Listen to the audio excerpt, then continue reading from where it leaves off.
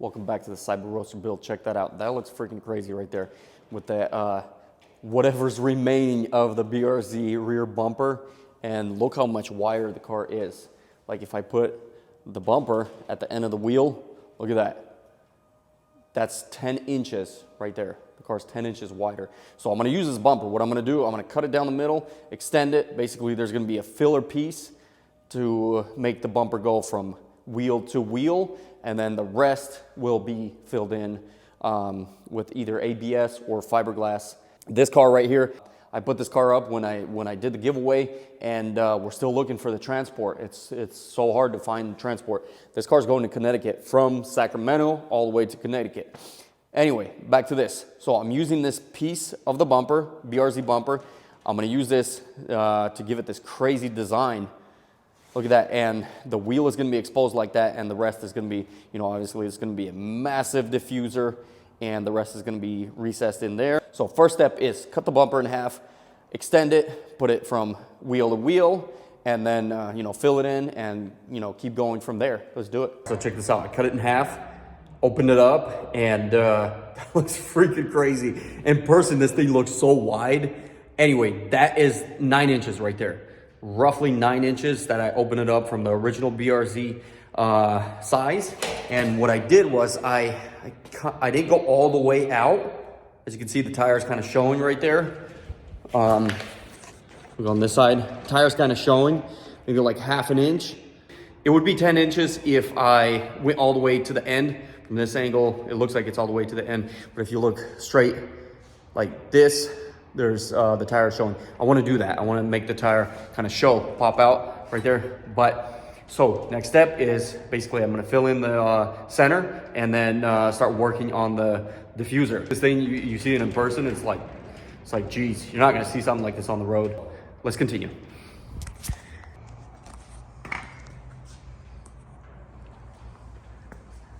So check this out. So I cut it in half, opened it, and I filled it in. How much was this? Exactly 10.5 inches from the original BRZ bumper. 10.5 inches, that's how much I had to fill in. And I used this staple gun right here. You put these staples in, check this out. You put these staples in, you get them really hot, and they pretty much melt inside the plastic. And then I just grind down these extra pins right here with the grinder flap disc, and that's what I have now. So I took pictures, I was looking from all different angles. It looks wild, it looks cool, but then, and I was like thinking, there's something extra about this bumper, and what is it? It's a little too rounded right here, it doesn't flow with the car. So watch this, if I black this out, I'm gonna use this black duct tape. Watch this. If I make this part straight, picture that piece cut out and just going in. Same thing on this side. So that's what I was doing on the paint. That's what I need to do. Basically cut that off. That needs to be straight to flow with the, kind of like with the remainder of the car. This part is cool right here, this rounded part. This is gonna be black anyway. So I'm gonna just cut it from here to here. This is gonna be straight line going back to here, and that will give it more of that exotic look. Like for example, if you look at Lamborghini rear bumpers, they have really like straight lines. They don't have any like curves, subtle curves. This is a big curve right here. And I was looking at it, I'm like, I don't know, that just doesn't look right on this car. So that's what I need to do. Give it a straight shot here, straight shot right here, and continue. Getting there. Let's take it shape. Let's do this.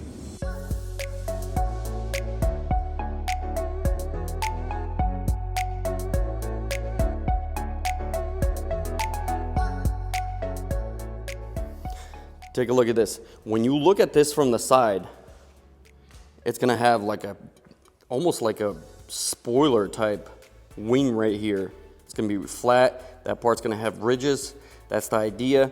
And you know, this part's still open with a absolutely massive diffuser. This is gonna look super exotic. I'm gonna do a little more brainstorming. I'm gonna put this on time lapse and let's see what I come up with. All right, so I was sitting here brainstorming. So what I need to do right now is basically finally find a home for the charge port. And it's gonna be right here, right in the middle of where the license plate is gonna be. It's gonna be kind of slanted like this. I don't know if the camera can see it. when the license plate opens up, you know, you just reach in there and stick it in like that. That's what she said. Just came back from Home Depot. Check this out. This is how I'm gonna put on the charge port. Flange nuts, the bolts. These are pretty much the 12 mils from the car. What is this? M8 by 125. That's the ones you need for the 12 mil. Let's keep working. All right, check this out. I got my 3 mounting points for the charge port, 12 millimeter bolts. Let's check it out.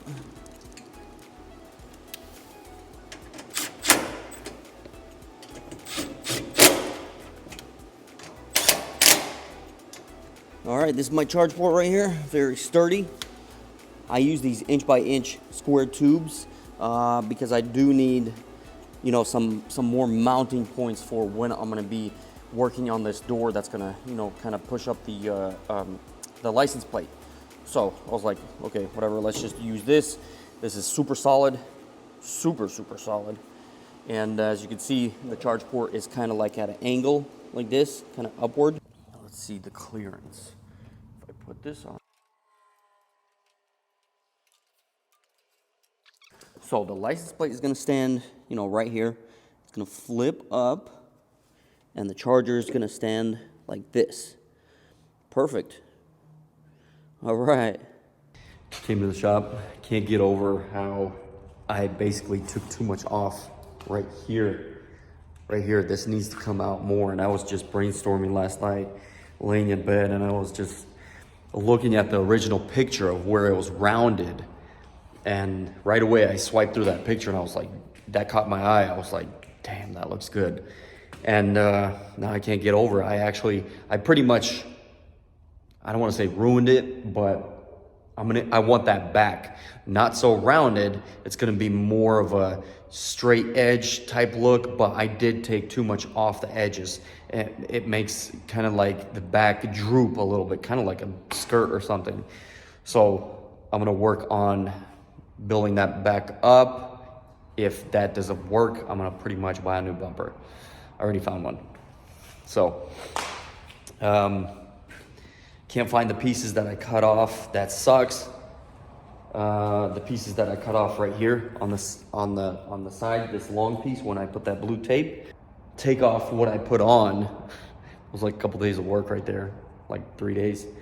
And then, but it is what it is. I gotta do it right.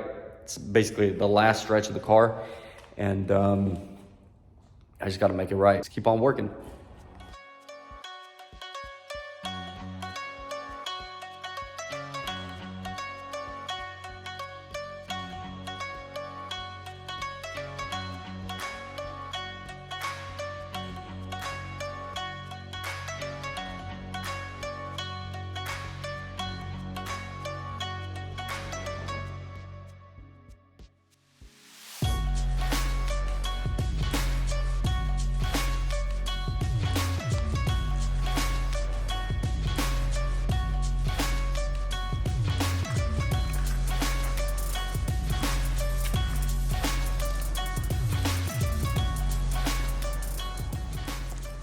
So after like, I don't know, several different attempts, I was sitting there and I was like, oh my God, this is going on. What happened with the quarter panel?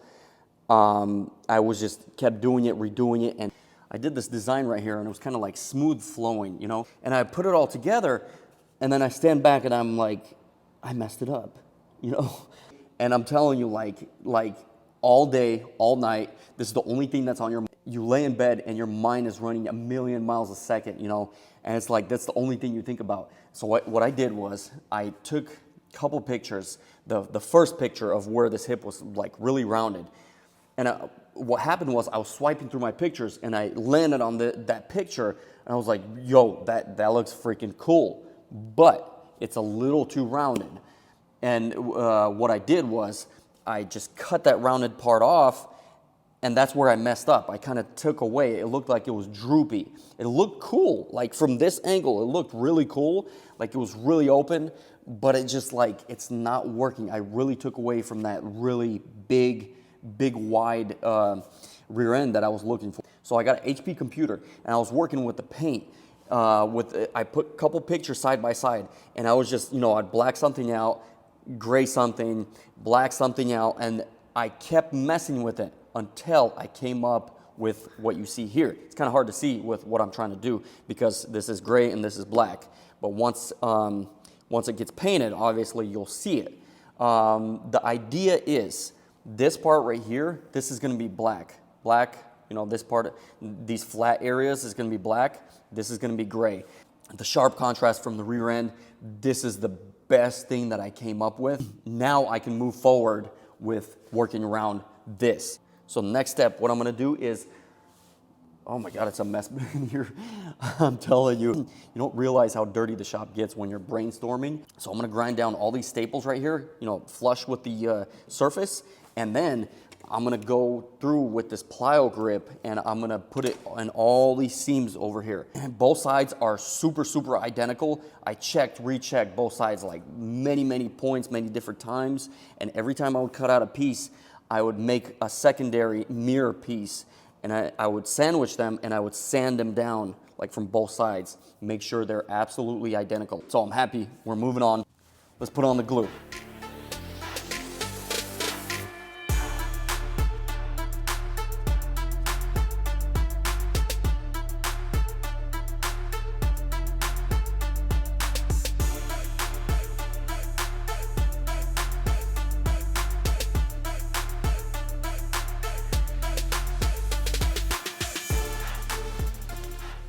All right, so I got the glue down. I'm gonna leave this alone for today. I need to kind of take a breather and clean this area up because it's been a wild ride. I'm gonna cut this video right here, so on the next video, watch me tie this all in. Like, share, subscribe, peace.